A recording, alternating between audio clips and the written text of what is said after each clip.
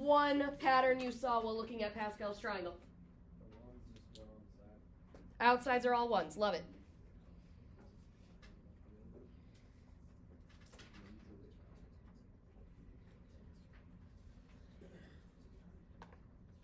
Kylie, Freitag, what's another pattern you notice?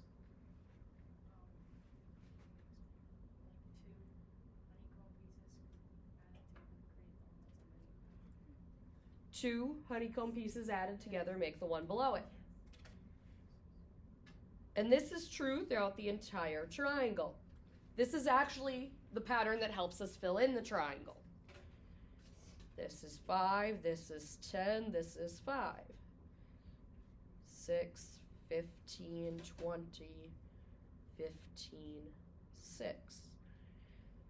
7, 21, 35, 35, 21, 7. 8, 28, 56, 70, 56, 28, 8, 9, 36. Now I don't trust myself to do it right.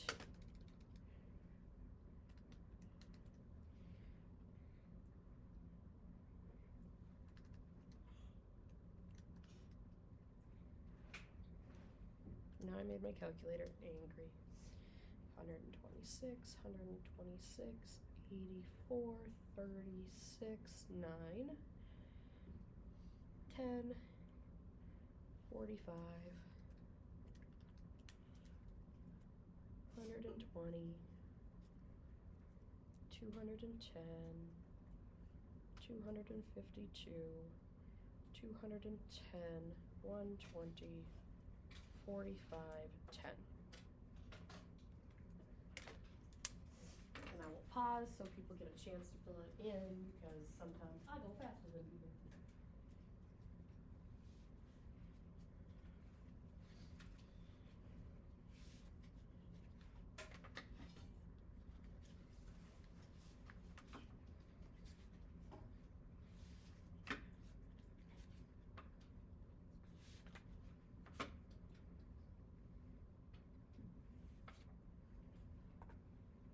Jack, are there any other patterns that you noticed? Like the honeycomb on the opposite side of the row is the same one. Yeah, there's got symmetry to it. It starts and ends the same way with each row. Isaiah, do you notice anything else about it? The second diagonal goes 1 through 10. The second diagonal just counts up by ones.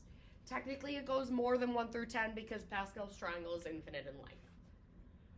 But what you guys see, it goes through 1 through 10. Anyone notice anything else?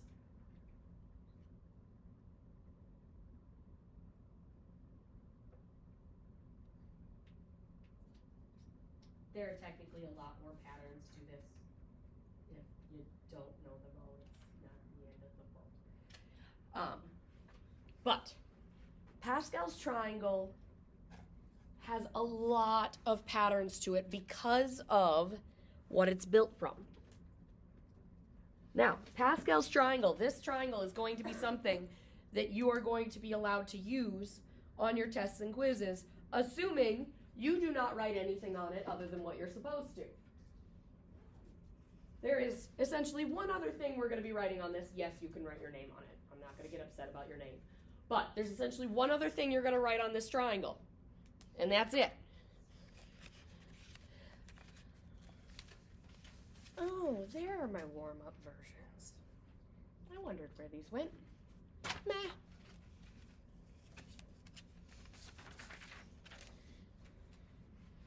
So, Pascal's triangle is us getting into the second day of 10.6 introduction stuff.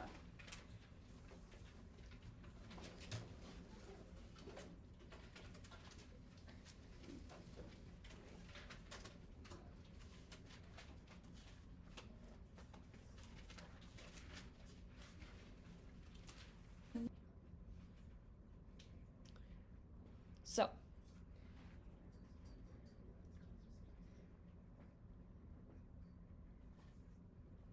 Pascal's triangle is not just a fun patterned triangle that the mathematician Pascal found. Pascal's triangle is built using combinations.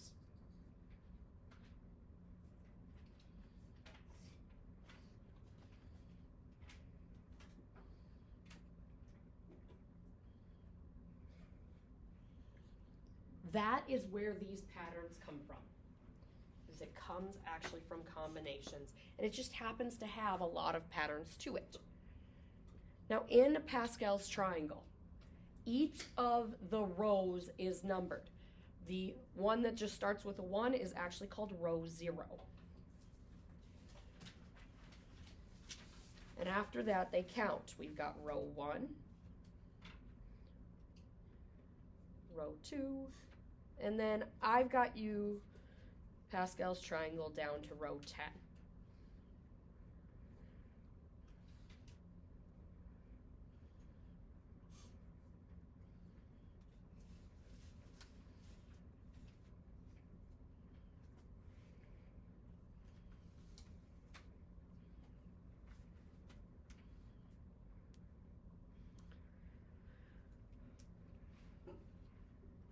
So that pattern that Isaiah recognized earlier about the second diagonal in every row counting, the second term in every row actually tells you the row number.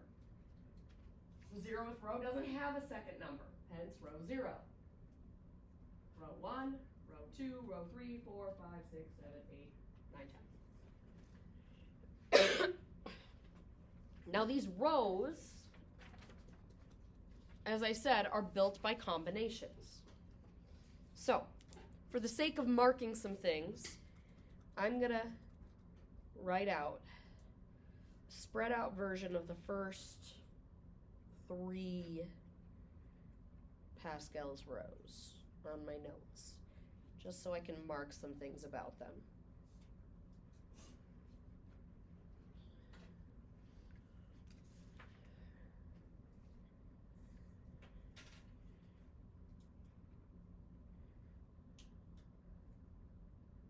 We've got row 0, row 1, row 2, and row 3.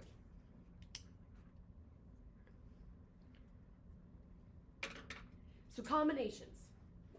That's the NCR that we did yesterday.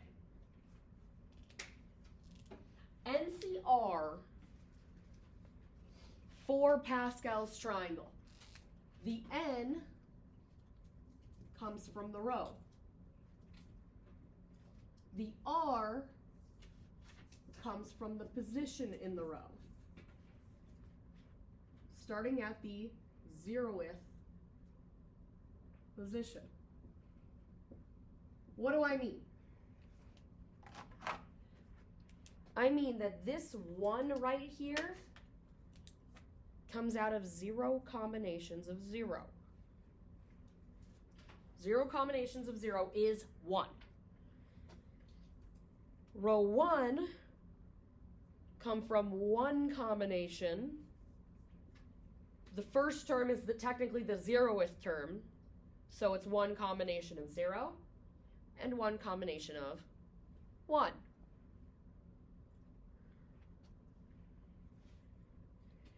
Second row, 2 combination.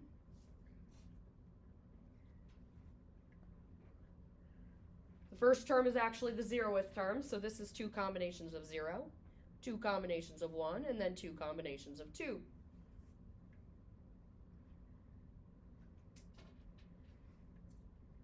The third row, they are all 3 combinations. 3 combinations of 0, 3 combinations of 1, then 2, then 3. This also tells us why there's symmetry in Pascal's triangle. Because if I talk about taking a group, let's say I have a group of 5. So n is 5. If I choose 2 people out of that group, where order does not matter, that is equivalent to not choosing 3 people. So, and I could do that with all of them. This spot right here is 8 combinations of 2. Choosing 2 people out of a group of 8 is equivalent to not choosing 6 people out of a group of 8. There's the same number of ways to choose 2 people as to not choose 6 people. That's why there's symmetry in Pascal's triangle. But Pascal's triangle, it gives us a lot of things that we can do with it.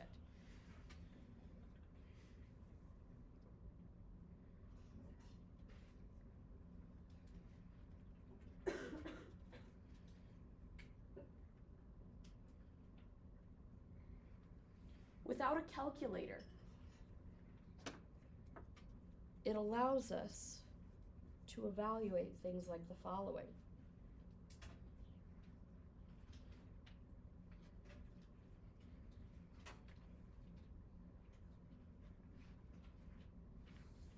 Seven combinations of 5. Which row am I looking at? 7th row. How far into the list am I looking? The 6th number into the list.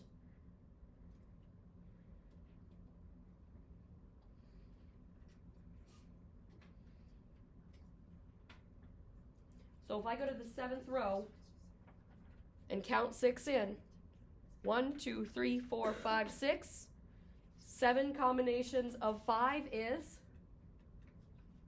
21.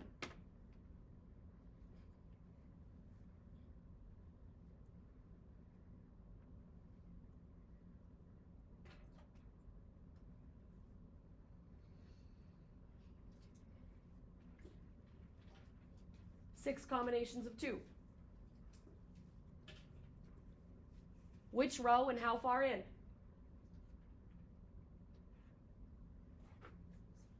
Sixth row, how far in?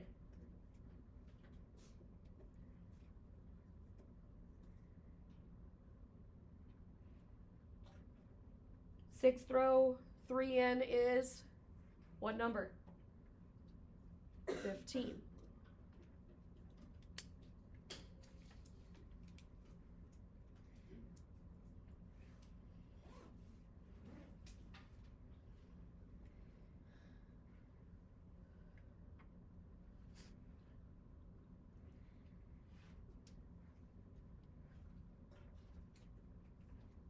Five combinations of 7. Which row? 5th. What term in the list? 8th. Are there 8 numbers in the 5th? No. What do you think that's telling you? 0. 5 combinations of 7 is asking us, if I have a group of 5 people, how do I choose 7 of them? If I have a group of 5 people, can I choose 7? No. Hence the reason this is 0. This is impossible to do.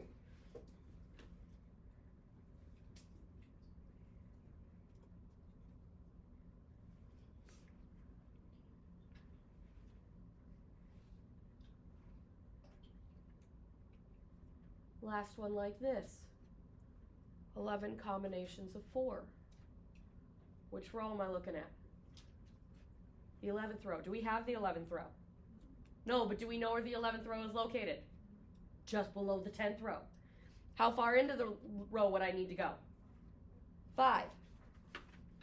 Where would the first number of the 11th row be located? Over here, here'd be the first one. So 1, 2, 3, 4. We said fifth one in is where we're going. It'd be right here. How do I find this number? Add those two together. 330. So we can go beyond the triangle if need be, even without a calculator. That being said, worst case scenario, could I go to a calculator and type in 11 combinations of 4? Yes. Doing this without a calculator is going to be a huge help tomorrow in problems where you have to calculate like 7 different combinations just to do the math. You have a triangle that does the combinations for you, especially when they're all in the same row. So, being able to do this without a calculator is a great tool. In the grand scheme of things, am I taking your calculator away? No. But there are other things that we get out of Pascal's triangle that are important to know.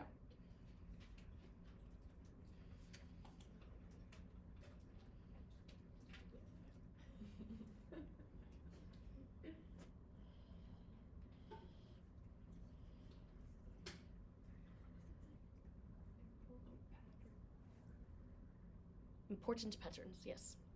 The second term of the row is equal to the row number. This is the one that Isaiah pointed out earlier.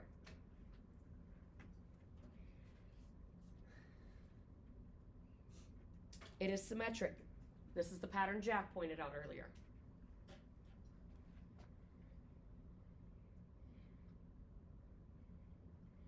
Each row has one more term than the row number.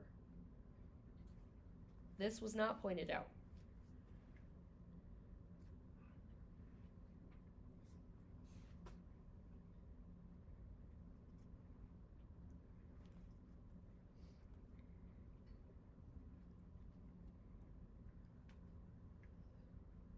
We also didn't find the sum of the rows.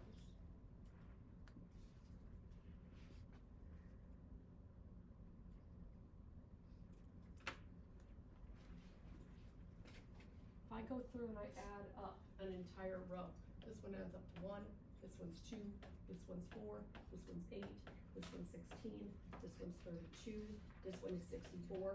What is happening? It's times in by 2 every time. To repeatedly multiply by 2 is to put 2 to the power of something.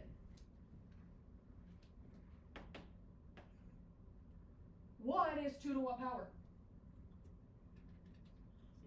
0.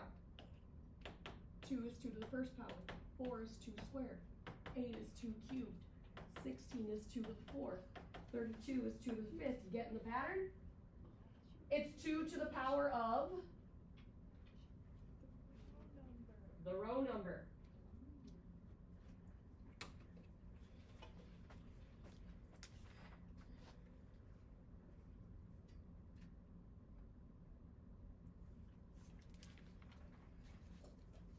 Okay, knowing this information allows us to answer questions like the following.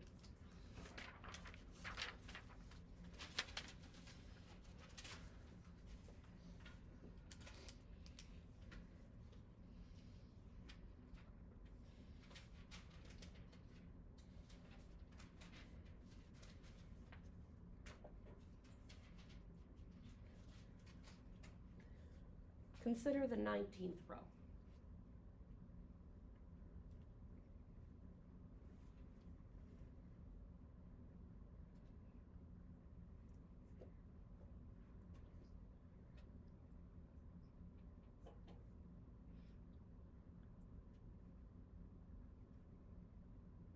Guess I should probably put this on there. Of Pascal's triangle.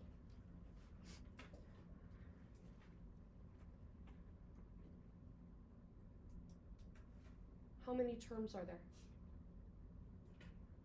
How many numbers are in the list, in other words? 20.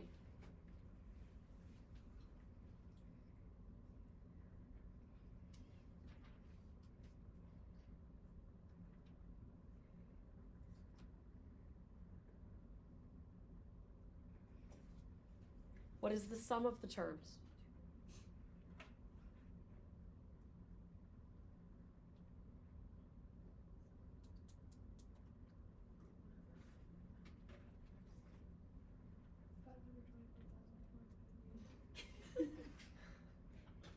Two to the 19th power, or 524,288. Just plugged 2 to the power of 19 in our calculator.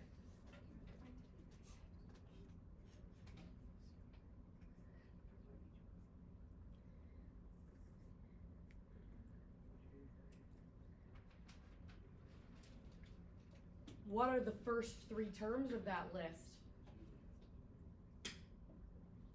1, 19. How do we get the third one?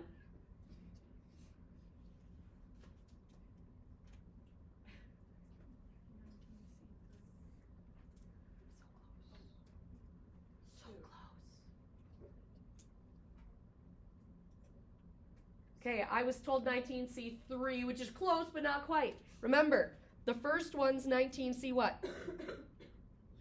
0. The second one's 19C1. How do I find the third one? 19C2. 19 combinations of 2. 171.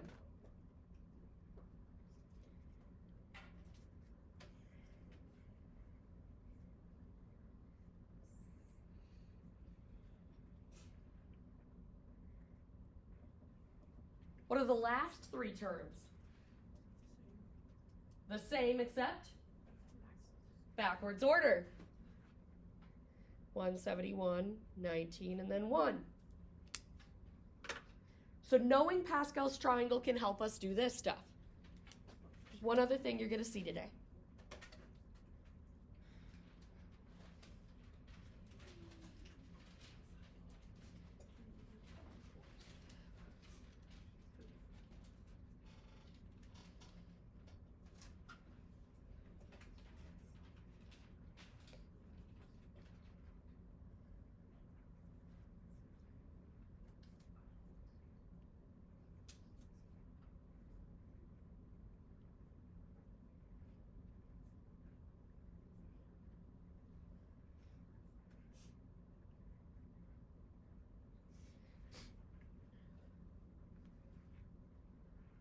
Prove that the second term of every row is equal to the row number.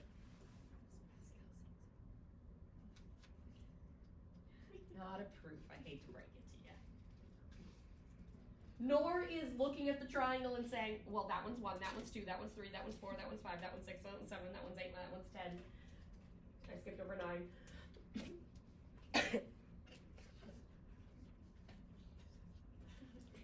I'm having issues. Okay. To do these proofs, we need to bring it into mathy world. Yes, mathy world.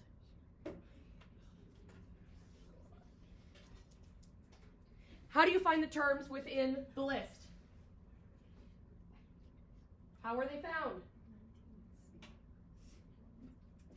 Using combinations. 19C1 is an example. Now, we are trying to prove that it works for any row. Not just the 19th row. For it to work for any row, any number needs to be able to go before the combinations. In other words, it's going to stay a variable. N. Combinations of.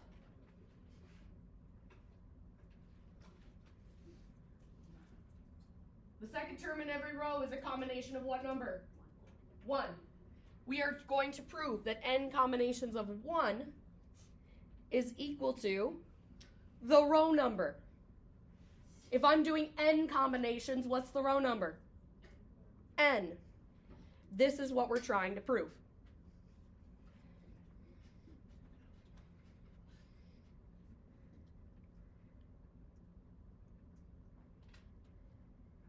To do this, you use the combinations formula. So, combinations formula. N combinations of r is equal to n factorial over n minus r factorial r factorial. We talked about that yesterday. So we're going to use that formula to make this work. How am I going to do that? I'm going to just do n combinations of 1 as best as I can. N combinations of 1 is equal to, okay, well this stayed n, so I guess that stays n factorial over, that stayed n minus, but it's not r. In the r location is a number 1 factorial, and then this is 1 factorial because r was 1.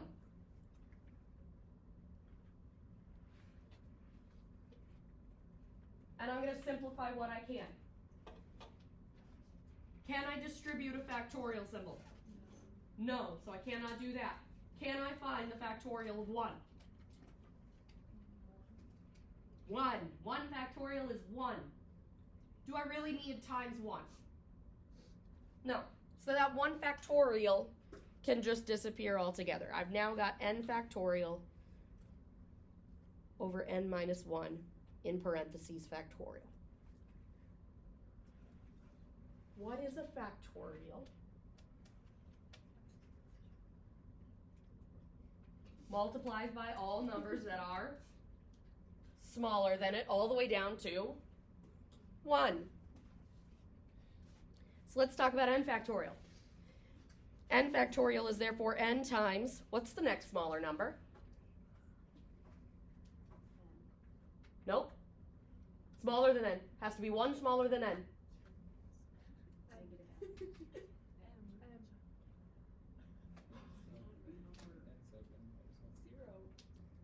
No subscripts involved.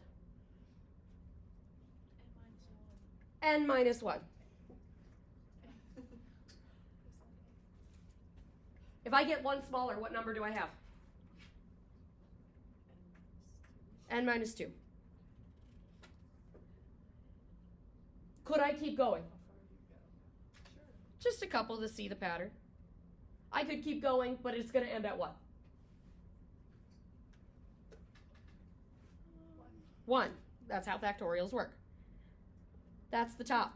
Now let's talk about the bottom of the fraction. How do you get to 1 if you're like minus 1 minus 2? How did you get to 1?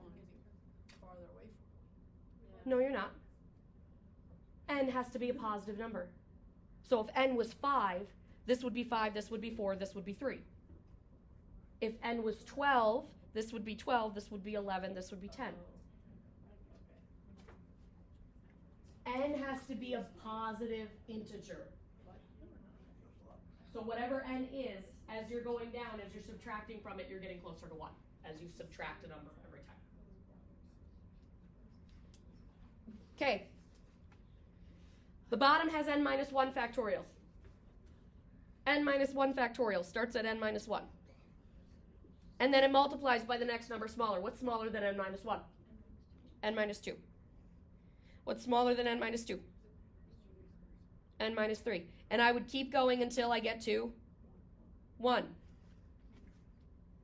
What's going to happen in this fraction? Cancel, cancel, cancel. Cancel all the way down, and we're left with n. What were we trying to prove? That it's equal to n. We are done. You don't have to add the little box, but that technically is a little box that says I'm done with the proof. This was a proof. Did you notice that the instruction said prove?